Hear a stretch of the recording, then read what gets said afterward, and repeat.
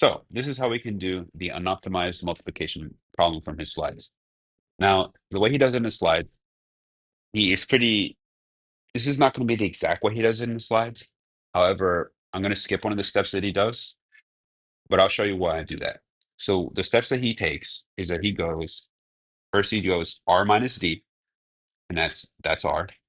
And once he's done that step, he then goes, if R is less than 0, then restore, right? But if you just check it initially, you don't actually have to restore it because there's no point. So you can just skip that step and check it initially.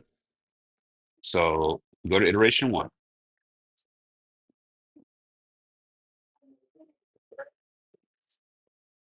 So what we can do is we can test it. This number is 48 and this number is 11, right?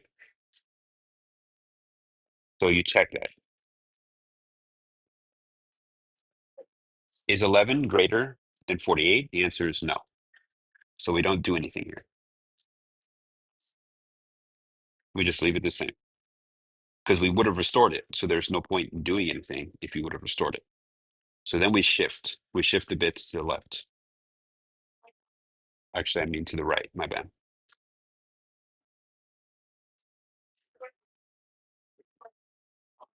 These stay the same over here.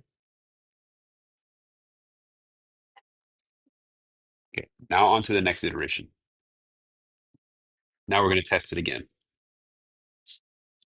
So this number is 24. This number is still 11. Is 11 greater than 24? The answer is no.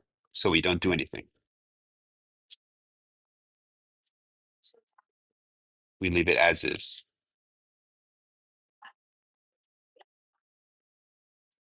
And then we shift it to the right again.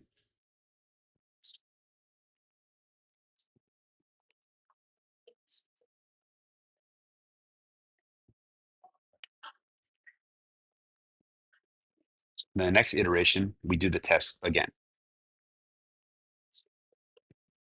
So is 11 greater than 12?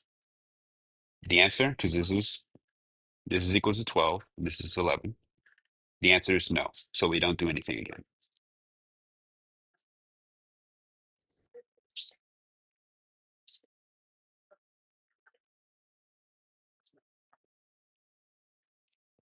And then we shift it.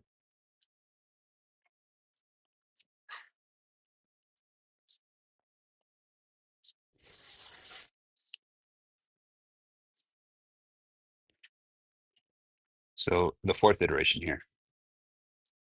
So then we're going to test it. Now this time, this number is 6 and this is 11. So then is 11 greater than 6? The answer is yes. And so now we have to subtract. We subtract we subtract, yeah, we take the divisor from the remainder. And so 11 minus 6 is 5.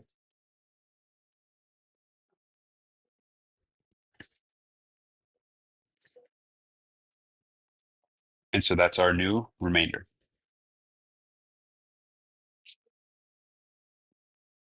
See? Yeah. And because we did a subtraction, now our quotient, the least significant bit gets updated to 1. So this becomes 1. And now we shift it again.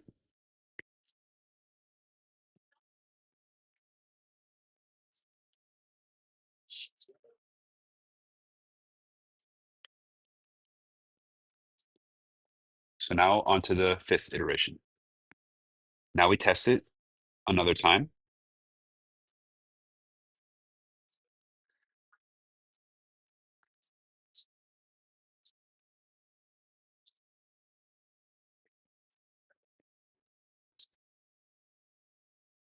So then you have to check, is the remainder greater than a divisor? The answer is yes, because it's comparing 5 to 3, right? And because of that, we subtract again.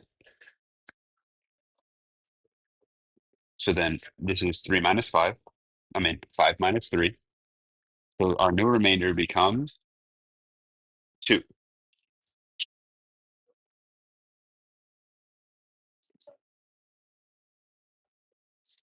And then we add 1 to the quotient. So yeah, it,